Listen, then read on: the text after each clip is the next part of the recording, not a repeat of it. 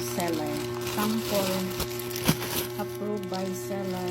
Thank you, seller. Ito yung na-request natin. Ascorbic acid, vitamin C. Iinamin nyo to after ng breakfast para hindi humapdi yung sikmura nyo. Kailangan busog kayo pag uminom. This one. Ayan siya. Ascorbic acid. Ito yung nirequest ko from seller. And then na-approve. Ito dineliver na. Sa mga umiinom na nito daily, mabibili nyo to dyan sa ibaba. Nilagay ko sa comments, guys. Sa comments. Ayan, sa comments. Makikita nyo naman. Ito siya. This is no approved therapeutic claims. Buksan nga natin. Nakasilyado siya. Buksan natin. Ako hindi pa ako nakatry nito, pero umiinom ako ng vitamin C. Tingnan natin yung itsura niya. Sa mga talagang bumibili na nito at maintenance na nila everyday, ito siya.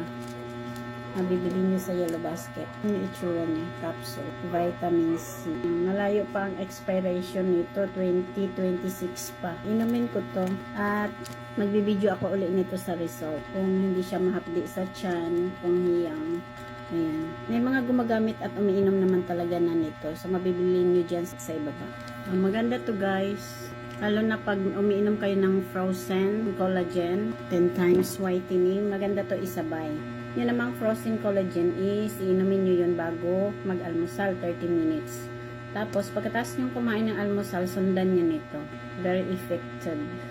Kahit isang beses lang kayo uminom ng frozen, sabayan nyo nito. Vitamin C. 60 capsules na to, and then 500 milligrams. So, kailangan busog kayo sa umaga bago kayo uminom nito para hindi humapdi yung inyong mga sikmura. 60 capsules na to, ha. Good for 2 months. Mura lang to. Bago ang lahat, paalala, warning sa vitamin C na ito bago kayo bumili at uminom. This is carefully manufactured for Sinovatic Incorporated at Barangay Poblacion 3, Santa Cruz, Laguna. Consult your doctor if you are pregnant, nursing, taking prescriptions, or have medical conditions.